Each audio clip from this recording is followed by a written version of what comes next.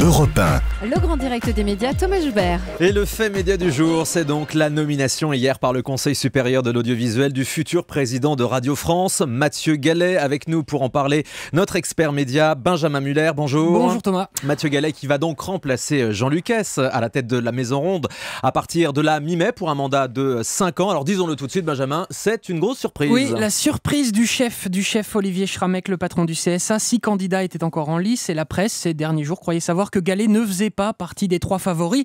Raté, et même bien raté, puisque Mathieu Gallet a été élu avec un score soviétique, 9 voix sur 9. Les conseillers du CSA ont donc été à l'unanimité séduits par le profil de ce candidat et surtout par son projet pour Radio France. Alors qui est-il, Mathieu Gallet ? Il est vrai assez peu connu du grand public. Olivier Schramek a expliqué brièvement hier ce qui a séduit le CSA. Écoutez, il est au micro Europe 1 de Romain Ambro.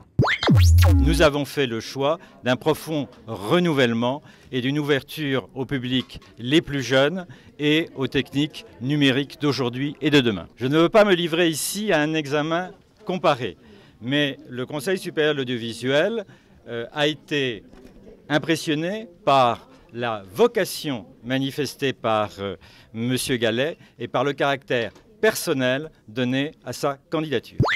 Voilà le patron du CSA qui met en avant la jeunesse de Mathieu Gallet. Et effectivement, il est jeune, il a effectivement à peine 37 ans. Actuellement, il dirige l'INA, l'Institut national de l'audiovisuel. Ce n'est pas un énarque, pas de grandes écoles, pas de grands diplômes, mais déjà un solide CV, un ancien du groupe Pathé, puis du groupe Canal. On lui reconnaît à l'époque des talents de lobbyiste qui vont le pousser vers les joies de la politique. Dès 2006, il rejoint les cabinets successifs de François Lous, ministre de l'Industrie, puis surtout sous Sarkozy de Christine Albanel à la culture, puis de Frédéric Mitterrand. En mai 2010, c'est justement Mitterrand qui le nomme à la tête de l'INA, ce qui avait fait pas mal de vagues à l'époque. L'association de lutte contre la corruption Anticor avait vu dans cette nomination un risque de conflit d'intérêts. Alors pour en savoir plus sur le monsieur, je vous conseille la lecture de Libération ce matin qui réalise un long portrait du futur patron de Radio France. Une double page. Libé écrit que c'est un homme au caractère flegmatique, égal et posé, un mélomane discret, bosseur et très ambitieux, voire un homme pressé. Et Libé rajoute également que le monsieur est, je cite, un beau gosse, ce qui n'a sans doute pas vraiment pesé dans la décision du CSA. En revanche, ce qui a Il n'a pas vraiment un physique de radio, hein. Bah, c'est un beau gosse, voilà. Je pense que c'est bien résumé. Alors, ce qui a pu peser, en revanche, mis à part ça, c'est la volonté d'Olivier Schramek d'envoyer un signe clair d'indépendance. Non,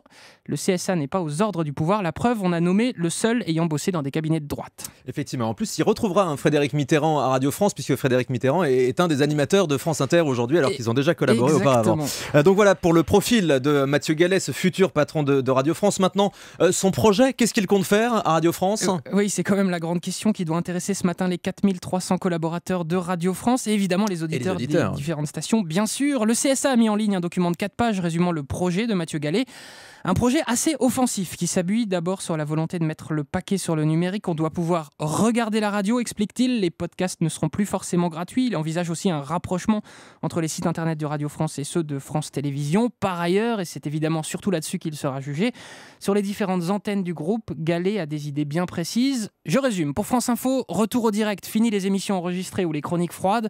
Le nouveau patron veut en faire à nouveau un média chaud avec plus d'investigation et plus de sport. Pour France Inter, une place plus large faite à l'actualité internationale et européenne, plus de culture sur France Culture, et ça c'est quand même une bonne idée, et plus de proximité sur France Bleu. Je résume, mais voici l'idée. Par ailleurs, le Move sera l'un des gros chantiers de Mathieu Gallet. Il souhaite tout remettre à plat sur cette station dont la blague en interne à Radio France est de dire qu'elle a plus de gens qui y travaillent que d'auditeurs, ce qui est un peu caricatural, mais ça donne une idée des travaux à accomplir.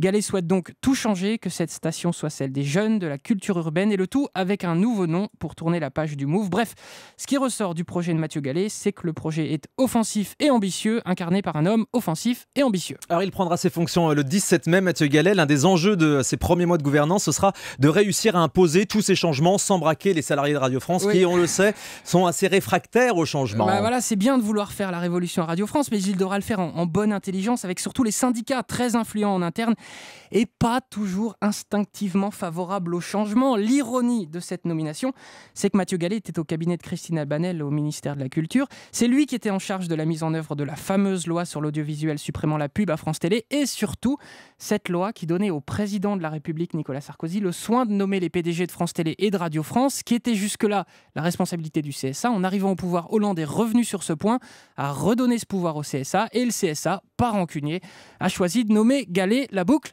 est bouclée. Mathieu Gallet, donc 37 ans, hein, une certaine perplexité dans certains milieux qui estiment que sa jeunesse peut être un frein, mais je trouve que pour une fois qu'on nomme un jeune dans ce pays, assez charismatique, faut le dire. Il faut effectivement se réjouir.